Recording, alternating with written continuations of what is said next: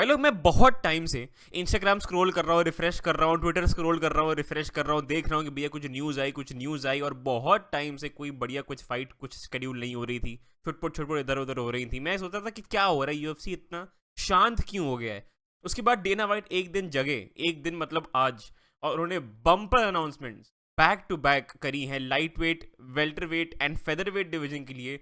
इस वीडियो में मैं बात करूंगा पहले तो यार इलिया टोपुरिया ने बेल्ट वेकेट कर दी है और अब एलेक्स वोल्कानोव्स्की और डिएगो लोपेज फाइट करने वाले हैं फेदरवेट चैंपियनशिप के लिए, जो बेल्ट इलिया ने वेकेट करी थी। अब इलिया जाएंगे लाइट वेट में। उसके अलावा शक्ल देखो डेना वाइट की ये अनाउंस करते हुए।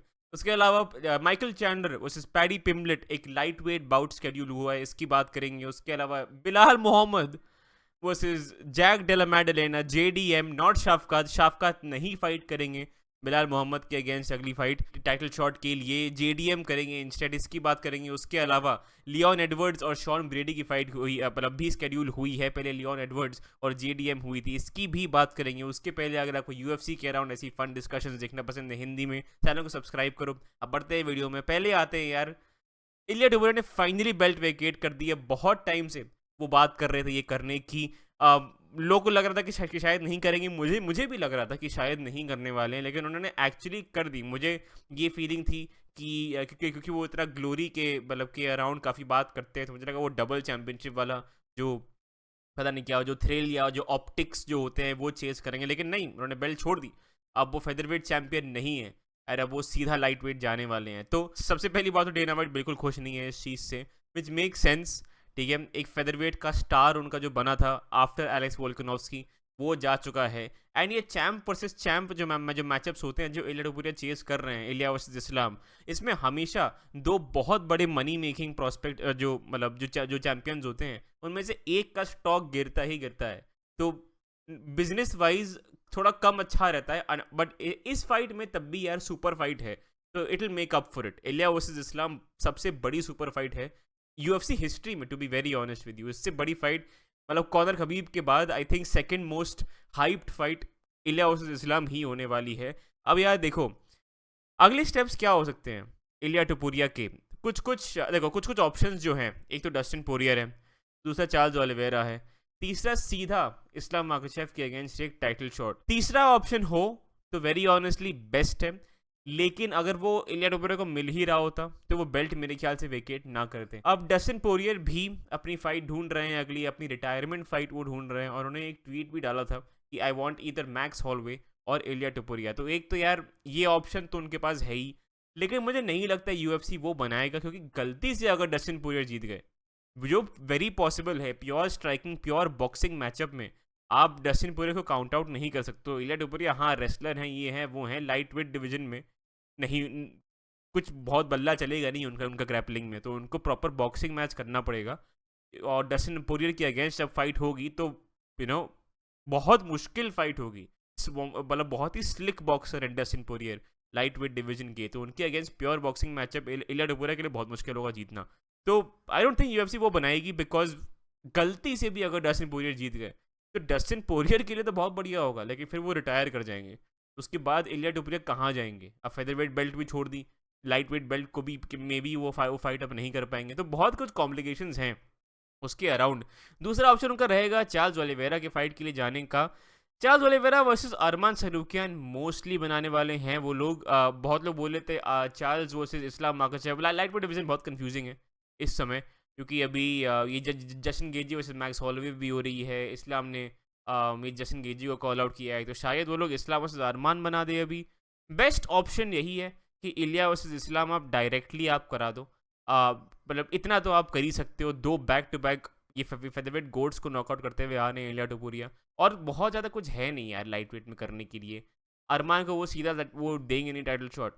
अरमान वर्सेज अरमान वर्सेज चार्ल्स ओलिवेरा आप करा दो, डैन होकर वर्सेज जसन गेजी आप करा दो। उसके बाद आप देखो क्या करना है, मतलब क्या करना है क्या नहीं करना है, फिर देखना पड़ेगा यार। ये मेरे ख्याल से बेस्ट ऑप्शन, सबसे सिंपलेस्ट ऑप्शन यही रहेगा, इलिया टोपुरिया वर्सेज इस्लाम माखाचेव कर दो। लेकिन इस्लाम माखाचेव ने भी काफ़ी क्लियर करा है कि इलिया को पहले अर्न करने दो शॉट, उसके बाद ही मैं फाइट करूंगा, बिकॉज इस्लाम को भी वो इमेज नहीं चाहिए ना कि वो सिर्फ फेदरवेट को पहलते हुए आगे आ रहे हैं।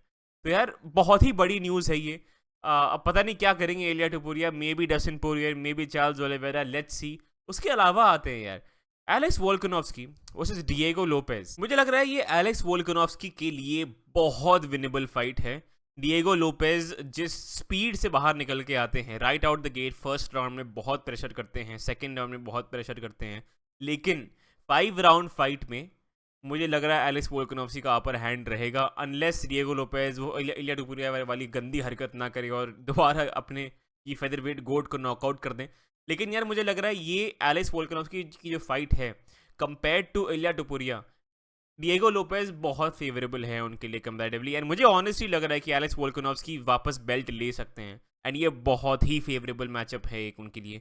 डिएगो लोपेज यार एक प्रॉपर, मुझे ऑनेस्टली लग रहा है मॉफ्सा रेवलुएव को मिल सकता था ये, बिकॉज डिएगो लोपेज की लास्ट विन क्या बोल रहा हूँ मैं, डिएगो लोपेज की लास्ट विन ब्रायन ऑर्टेगा है, एज कम्पेयर टू जो मॉफ्सार हैं उनकी लास्ट विन एल्जिमेन स्टर्लिंग है, फॉर्मर बैंटरवेट चैंपियन। तो यार काफ़ी, पर लेकिन यार आई अंडरस्टैंड, ठीक है, Diego Lopes much more exciting, मॉफ्सा रेवलुएव उतने एक्साइटिंग नहीं है। एल्जिमेन स्टर्लिंग ने ग्रैपलिंग बहुत सारी करी उनके साथ, तो उनकी फाइट इंटरेस्टिंग हुई, लेकिन उसके अलावा मॉफ्सा रेवलुएव ना बहुत अटेंशन अट्रैक्ट करते हैं ना, मतलब ओवरऑल स्टाइल उनका बहुत बोरिंग है। तो आई इट्स अंडरस्टैंडेबल कि डिएगो लोपेज को इन लोगों ने ये दिया है। बहुत फन फाइट है ये, बहुत फन फाइट। ये फाइट देखने के बाद एक्चुअली पता चलेगा कि क्या डिएगो लोपेज सिर्फ 3 राउंड वॉर्स में ही आके पूरा गैस टैंक खाली कर देते फर्स्ट राउंड में, या एक और मेजर्ड जो है अप्रोच वो ले सकते हैं।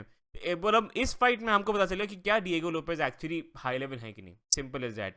Alex Volkanovski 2 fight loss streak से आ रहे हैं, 2 फाइट केओ स्ट्रीक, ठीक ठाक ले ऑफ हो गया है उनका, तो आइड से वो रिकवर मोस्टली क्या लाइक एटलीस्ट इन फिजिकल वे वो डेफिनेटली रिकवर कर गए होंगे।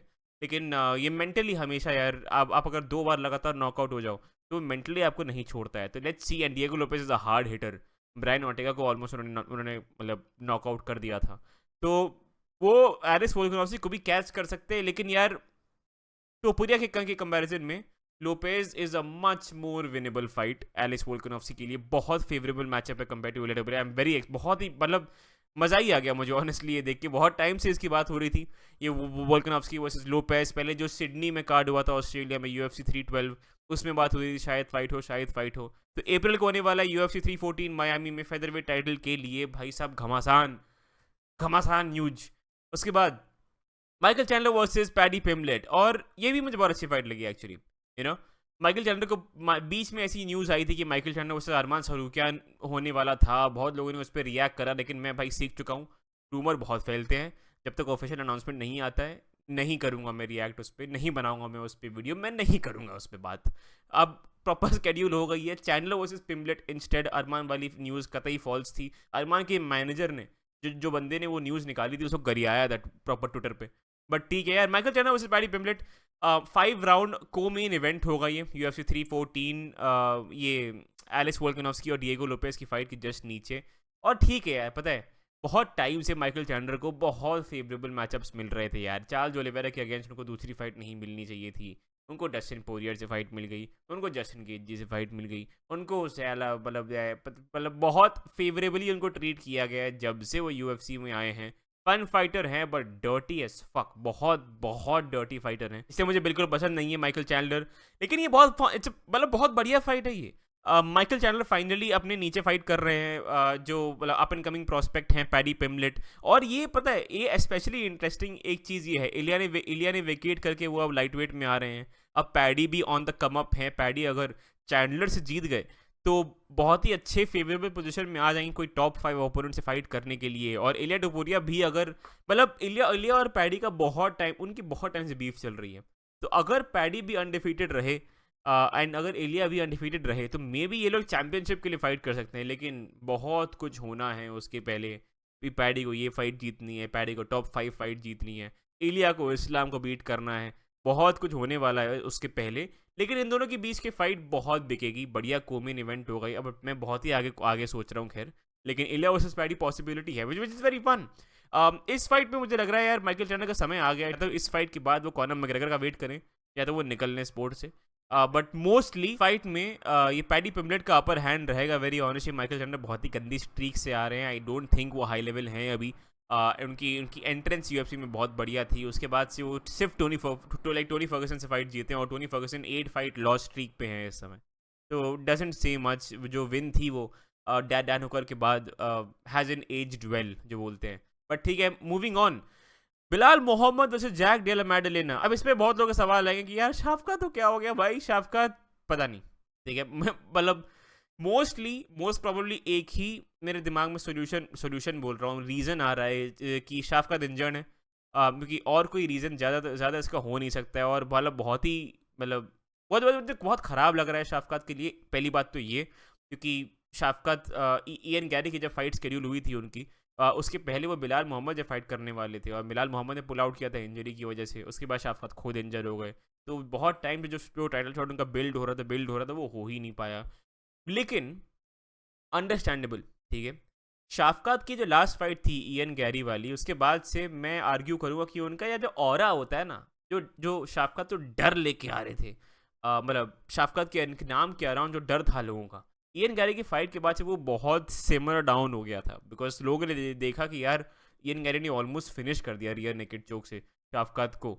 और ऐसी पेस लेके अगर बिलाल आएंगे तो वो तो उठा उठा के पटकना चालू करेंगे शाफकात को। तो वो थोड़ा उनका ऑरा जो था वो थोड़ा कम हो गया था। तो मुझे लग रहा है एक ले ऑफ लेके अगर शाफकात वापस आएंगे तो थोड़ा सा एटलीस्ट, एक तो जो उनके जो पिटफॉल्स हैं जो भी उन्होंने इयन गैरी की फाइट से सीखा, उससे भी उसके लिए भी ट्रेन कर सकते हैं। उसके मतलब उसको इम्प्रूव करने के लिए उनको और टाइम मिलेगा। एंड देन साल के एंड तक वो शायद फाइट करेंगे, या तो उसके पहले ये बिलाल या जेडीएम के विनर के पहले वो कहीं फाइट करें। बट वो शाफकात की सिचुएशन है। इस फाइट की अगर बात करें, जेडीएम एक बहुत लेजिट प्रोस्पेक्ट है, बहुत फन फाइटर है, वेल्टरवेट डिवीजन के, आइड से इवन यूएफसी के one of the best boxers हैं। एंड मतलब बहुत स्लिक। केविन हॉलैंड को उन्होंने प्योर स्ट्राइकिंग मैचअप में पीटा था, और वो सिर्फ स्टीफन थॉमसन ने किया है उसके पहले। आप प्योर स्ट्राइकिंग मैचअप में, केविन हॉलैंड बहुत ही अच्छे स्ट्राइकर हैं, उनको प्योर स्ट्राइकिंग मैचअप में हराना बहुत मुश्किल है। लेकिन उनको डोमिनेट करना एक अलग ही बात है। ग्रैपलिंग उनका होल है,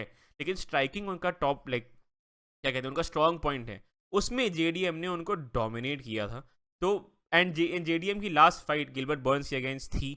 उसमें बहुत ही बढ़िया एक कमबैक विन उन्होंने स्कोर किया था। लेकिन उसके बाद उनका या तो हाथ वाथ टूट गया, तो कुछ तो इंजरी थी। बहुत टाइम का ले ऑफ वो लेके आ रहे थे वापस, और उनको सीधा गिलबर्ट बर्न्स के बाद उनको बिलाल मोहम्मद से फाइट करनी है।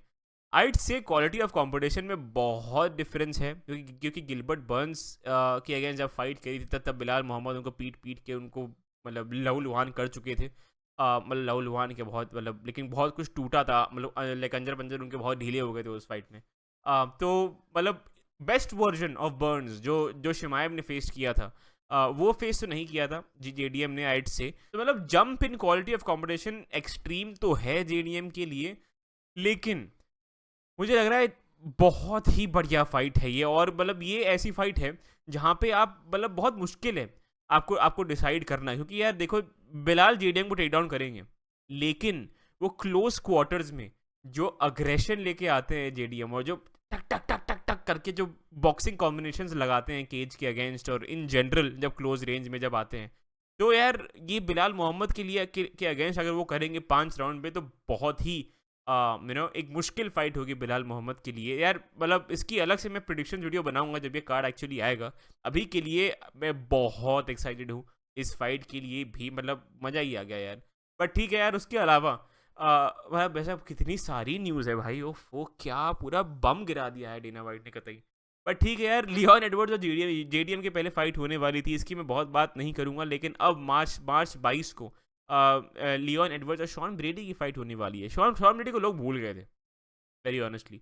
मतलब बहुत ही अच्छी विन स्ट्रीक पे चल रहे थे, बिलाल मोहम्मद से पिट गए थे, अब दोबारा फाइट में आ रहे हैं। और ये भी लाइक जैसे मैंने एलेक्स वोल्कानोव्स्की के लिए मैंने कहा था कि डिएगो लोपेज और विनेबल फाइट है, लियोन एडवर्ड्स के लिए भी आइड से शॉन ब्रेडी ज़्यादा विनेबल फाइट है कंपेयर टू जेडीएम।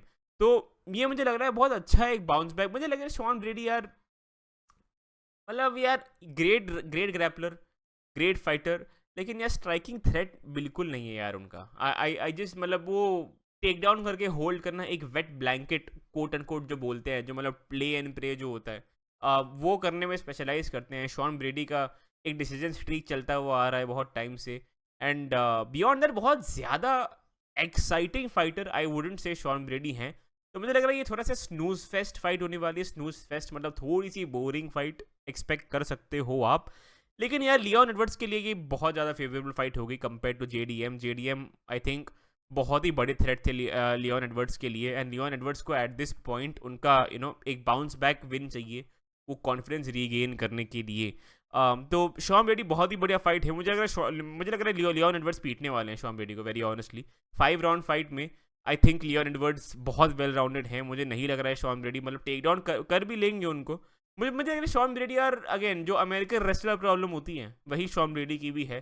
कोल्बी कविंगटन जो कर रहे थे, कोल्बी कविंगटन के थोड़े बेटर वर्जन होंगे शॉन ब्रेडी, लेकिन कोल्बी कविंगटन जैसे 5 राउंड हारे हैं वैसे, मतलब कितने आई फॉरगॉट स्कोर कार्ड क्या थे, लेकिन कोल्बी कविंगटन वो मतलब काफ़ी पिटे थे उस फाइट में।